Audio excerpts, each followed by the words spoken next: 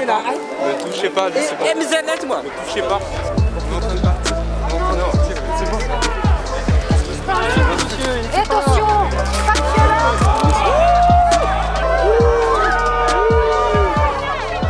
Je suis militant du droit au logement.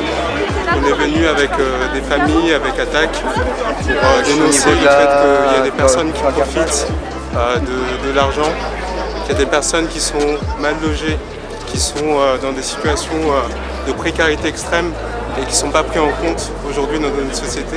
Et du coup, c'est pour ça qu'on est là, pour dénoncer le fait qu'il y a des gens qui s'enrichissent, qui ont des millions, des milliards, et qu'aujourd'hui, les personnes qui sont en extrême précarité n'ont rien du tout. Bonjour, ne vous inquiétez pas, c'est une action pacifiste, juste des animations pour pointer du doigt l'enrichissement indécent des milliardaires au détriment de notre modèle social.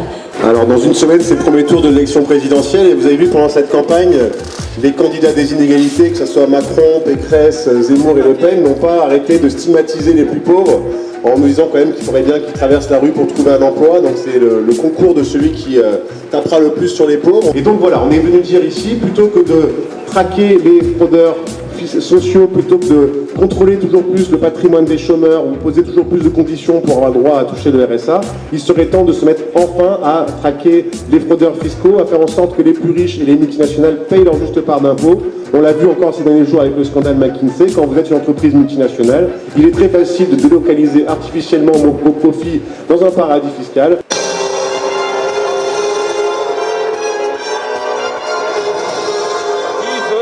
Des millions.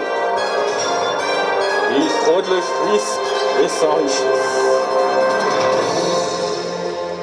Combien de sociétés et filiales LVMH possédées par Bernard Arnault se trouvent dans les paradis fiscaux? Est-ce que quelqu'un a une idée du nombre?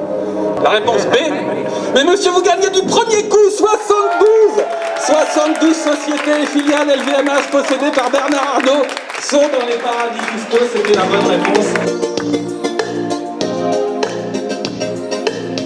Profiteurs, par essence il est profiteur. D'où vient cette richesse? Ça n'inquiète pas la presse. En pleine crise, Bernard Arnault cumule à gogo des tonnes d'euros. Bon ben voilà, donc bienvenue au Temple du Luxe là. Et donc on est là aussi avec des mal logés, des sans logis, parce que la crise du logement, elle est aussi produite par la spéculation immobilière et on va dire la cupidité de ceux qui veulent toujours plus d'argent et en donner de moins en moins pour loger convenablement la population, par exemple, ou pour salarier convenablement, donner un salaire décent aux salariés qui travaillent pour eux. Tandis que, comme vous l'avez dit, eh bien, les assistés, les vrais assistés, c'est ceux qui attendent tranquillement que l'argent rentre sans faire grand-chose en dehors de venir inaugurer avec le président de la République cet endroit luxueux. 1, 3, 4. On nous dit toujours, les plus riches, ils ont du mérite. Vous comprenez, vous êtes jaloux. En fait, vous aimeriez bien être aussi riche qu'eux, mais vous n'êtes pas aussi bougé qu'eux. Et les riches, c'est bien connu, prennent des risques, ont du mérite, et leur rémunération ne reflète que leur mérite.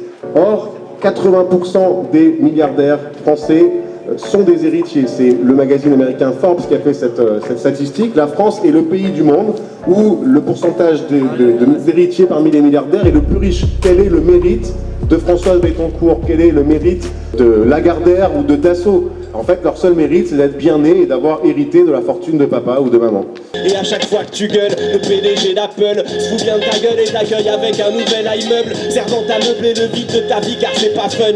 Une vie moisie à en noircir des pages et des tas de feuilles. Toi t'es fâché, t'as le seum, à mocher tu t'étales seul. Mais t'es pas le seul, sortir de là, c'est ce que des milliards veulent. Le système profite de toi et toi tu profites de rien, ou tu peux qu'il t'octroie en plus, tu dis merci de rien. Ce n'est pas lui qui se soucie de ce que tu deviens, ni de ta vie de chien qui ne fait que ce que lui veut bien. L'accumulation de biens, de consommation ce bien, tu n'en vois pas bien l'intérêt, c'est que c'est le sien et non le tien.